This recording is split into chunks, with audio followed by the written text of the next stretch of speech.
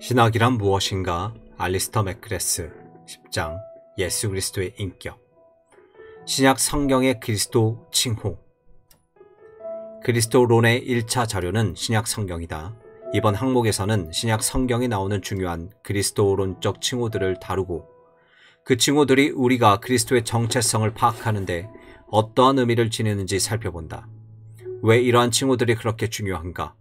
성서 저자들이 볼 때 이름은 정체성에 관한 통찰을 담고 있다.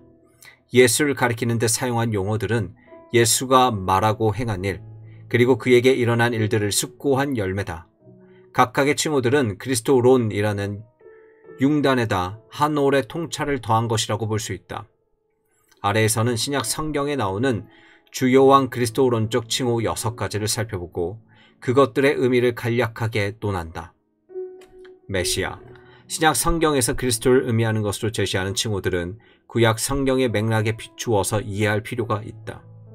그리스도라는 말을 별 생각 없이 성시라고 생각하는데 그것은 사실 칭호이며 하나님의 메시아가 오실 것을 바라는 구약 성서의 소망에 비추어서만 온전히 파악할 수 있는 여러 의미를 담고 있다. 그리스어는 히브리어의 번역어이며 이 말은 영어 형태인 메시아로 널리 알려졌고 그 근본 의미는 기름 부음을 받은 자이다. 고대 이스라엘에서는 예언자와 제사장들도 모두 기름 부음을 받았지만 1차적으로 이 용어는 왕을 기름 붓는 일에 사용되었다. 고대 이스라엘의 강력한 신중심적 세계관에서 왕은 하나님의 기름 부은 자로 생각되었다. 따라서 기름 부음, 곧 어떤 사람에게 올리브 기름을 바르거나 문지르는 일은 하나님께서 택하셔서 왕의 직무를 맡기셨다는 공적 표시였다. 이 용어는 이스라엘의 미래를 그리는 일련의 소망과 결합되어 있으며 그 소망은 하나님의 새 백성을 다스릴 다윗 같은 새 왕의 도래와 집중되었다. 증거에 의하면 로마가 지배했던 시대에 그러한 소망이 절정에 이르렀으며 민주주의 감정과 메시아 소망이 밀접하게 연결되어 있다. 사회 문제가 발견되면서 그 시대가 품었던 이러한 소망의 모습이 분명하게 드러났다. 1세기 때 팔레스타인에서 어떤 사람을 가리켜 기름 부음 받은 자라고 부르는 것은 그 사람의 중요성을 분명히 밝히고 강하게 긍정하는 말이었다. 예수에게 이 칭호를 사용한 것을 보여주는 신약 성서의 증거는 복합적이며 또 그 해석도 논란의 여지가 있다. 예를 들어 메시아는 신적 인물이었다고 주장하는 사람들이 있는가 하면 그렇지 않다고 하면서 메시아는 하나님이 인정하고 기뻐하는 사람일 뿐이었다고 주장하는 사람들이 있다.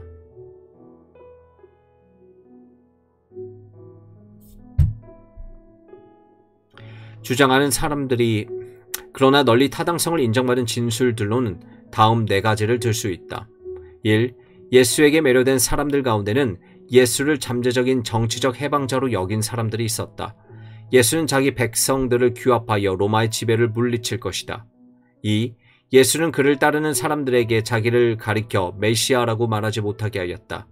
이것은 나중에 와서 메시아 비밀, 독일의 신약 성서학자로 빌리엄 브레테가 만든 용어로 불리게 된다. 예수가 자신을 메시아라고 생각했더라도 그것은 열혈당파나 민족주의적 성향이 강한 당파들과 관계가 있는 정치화된 형태로서의 메시아는 아니었다. 4. 그 당시의 소망은 승리하는 메시아에 대한 기대였다. 예수가 고난을 당했다는 사실은 이러한 기대와는 전혀 어울리지 않았다. 예수가 메시아였더라도 백성들이 기대한 메시아는 아니었다. 그런데 예수의 의미를 이해하는 데에서 이 용어가 왜 그렇게 중요한가? 메시아라는 용어는 예수와 이스라엘의 관계를 확인해 준다는 점에서 매우 중요하다. 이 용어는 예수가 고대 이스라엘의 소망을 성취한 인물로 받아들여졌다는 사실을 말해주며 또 유대교와 기독교의 연속성을 지닌 것으로 볼 수 있다고 근거가 된다. 이 쟁점은 1세기의 팔레스타인에서 매우 중요하고도 오늘날에도 여전히 유대교와 기독교의 관계에 관련하여 중요성을 지닌다. 하나님의 아들. 구약 성경에서는 하나님의 아들이라는 용어가 폭넓은 의미로 사용되었는데 하나님께 속함이라는 의미가 가장 적절한 번역이라고 할 수 있다. 이 용어는 폭넓은 범주들에 두루 적용되며 이스라엘 백성 전체를 가리키기도 하고 구체적으로 그 백성을 다스리는 다윗 왕과 그 후계자들을 가리키기도 한다. 이런 좁은 의미에서는 이 용어를 예수와 기독교인들에게도 적용할 수 있다.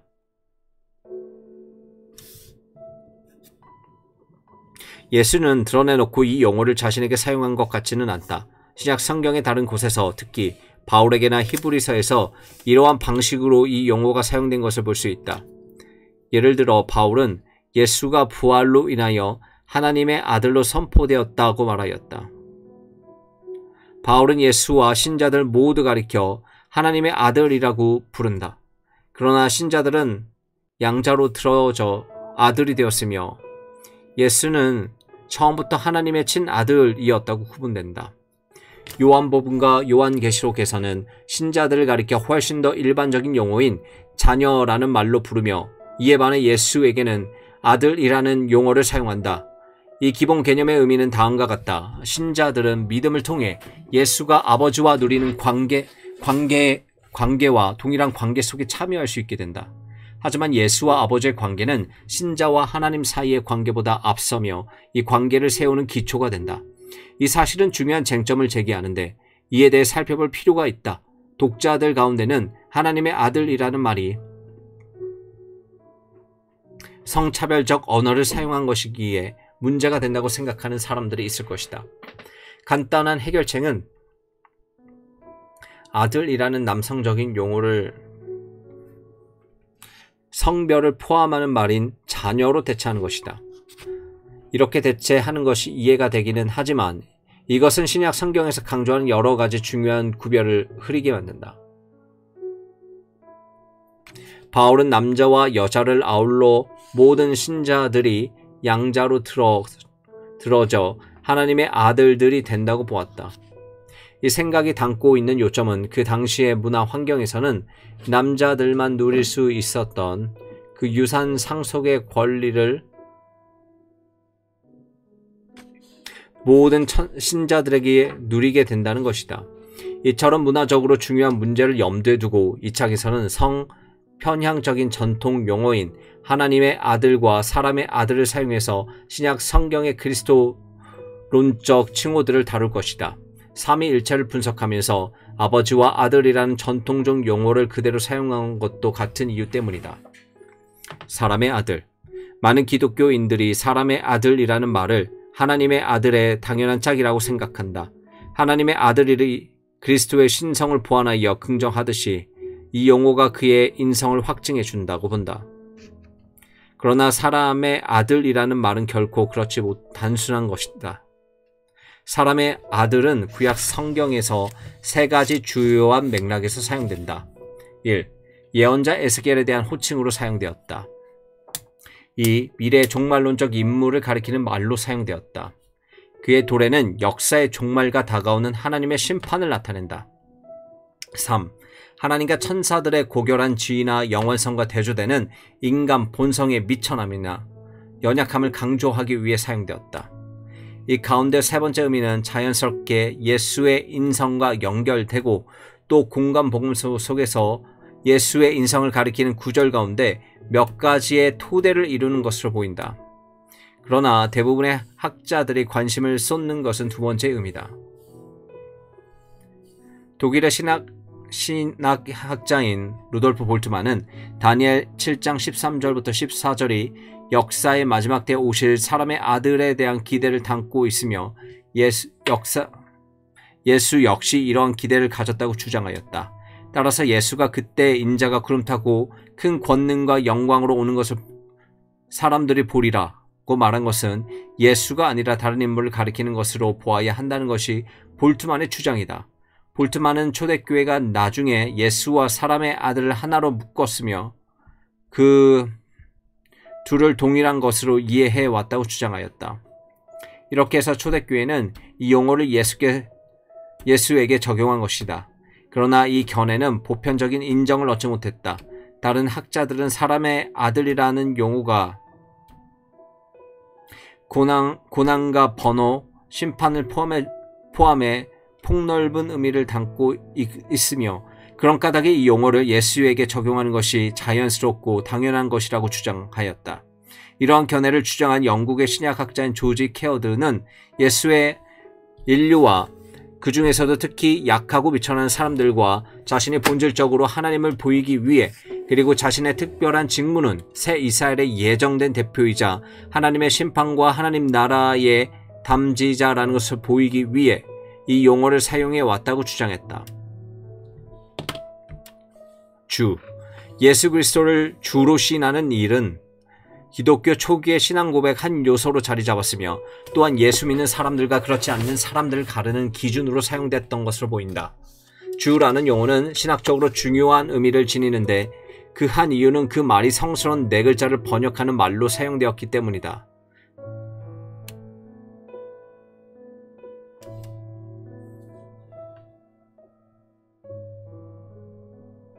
성스러운 네 글자란 히브리어 구약 성경에서 하나님의 거룩한 이름을 표현하기 위해 사용한 히브리어 네 글자로 성경으로는 보통 야훼로 표기된다.